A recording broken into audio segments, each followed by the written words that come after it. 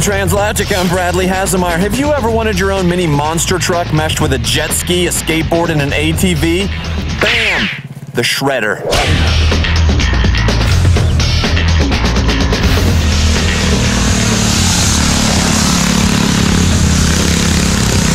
Ooh, quite a bit of a takeoff there. 30-mile-an-hour top speed, 196cc engine. First thing you'll notice is this is very much like a jet ski. The more power you give it, the more mobility you have, which is pretty fantastic. I can go left, I can go right, cut back through, going right through the dirt, no problem, going over some bumps. So this thing has 13 horsepower.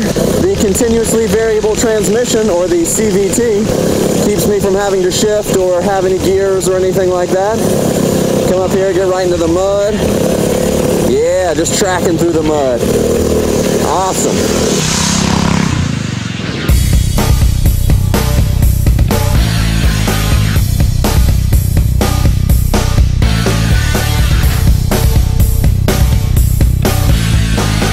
All right, so we're here with Ben, the CEO of BPG Works. Thanks so much for being with us. Hey, thank you. It's good to see you again. Yeah, good to see you again as well. I think last time we saw you was in Boston with the Uno.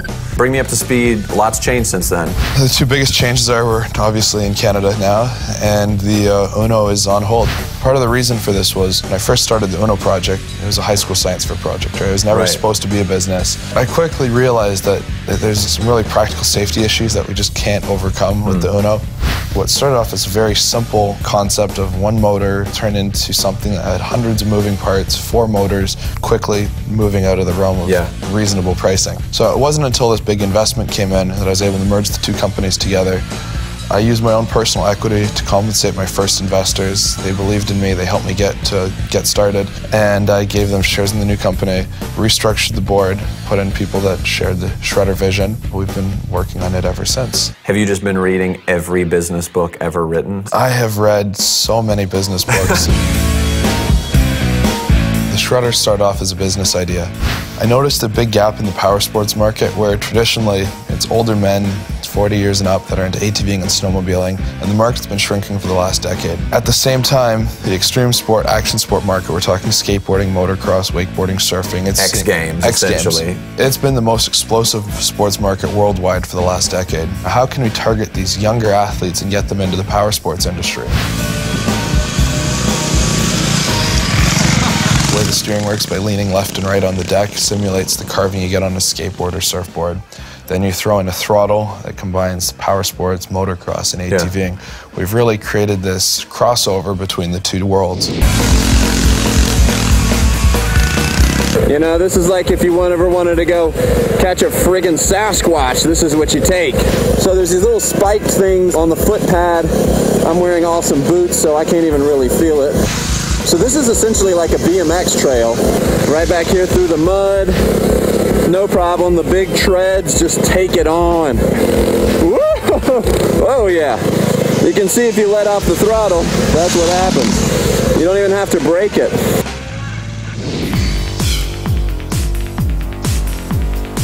Why decide to go with the steering in the board instead of, you know, almost like a jet ski, like old school stand-up jet ski? Stability purposes, considering that you're standing on something that you want to be directly connected to. So if you have the handle moving and the machine moving, then you got nothing to hold on to. So the board is the thing that moves, where the rest of the machine stays fixed to your body. How does it work, essentially? Yeah, it's not electronic at all, actually. It's completely mechanical. It has a patented dual CVT transmission system that does not only the steering aspect of differential track biasing, but also doing speed control, like doing a high and a low gear kind of thing. 30 miles an hour top speed. Was 30 just the sweet spot, or how did you get to that number? I think 30 represents, honestly, for most people, the maximum speed you'd want to be going on something standing up. After that, it's frightening. Yeah. So you don't want to be going, 70 miles an hour on something that you're standing up on. It feels a lot faster. So you would see this in kind of an ATV shop or a power sports shop. Why would someone go after this instead of an ATV? If you want to do a power sport, you need a lot of extra equipment. You need an SUV, you need a trailer, you need a garage to store it. The Shredder you can ride all year long, you can go on any kind of terrain, and it's small enough that you can keep it in your car if you want to. What else do you guys have coming up? One of our very first YouTube videos was seen by the military, and they invited us out to do testing. And 4 years later, we now have a very different creature.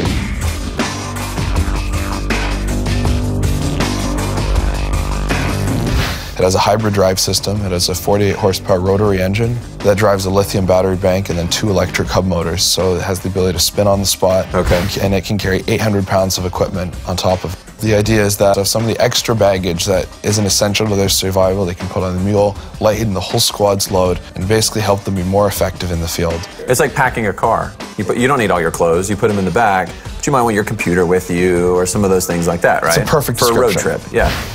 So we have another really exciting upgrade for the Shredder that's coming out. Right now we're working on building 2 48 horsepower rotary engine versions of the Shredder for the Crown Prince of Dubai. So we're building these 2 Shredders for him that are going to go 60 miles an hour. Oof. The engines right now, they're from this German company that builds ultralight engines. As we start refining the design, we'll be able to make them for cheaper. Yeah. And that will be like the upgrade that if you wanted to backflip the Shredder, it will be possible. All right, so that was a lot more tiring than I thought it would be. I know this thing looks a little bit more like a Segway, but man, it performs and plays a lot like a dirt bike. And sure, it's in that big boy toy category, but for around $4,000 and the fact you can pack it up and throw it in your truck, I think it makes it a little bit more enticing than the alternatives, and I like it. All right, for Translogic, I'm Bradley Hasemeyer. See you next time.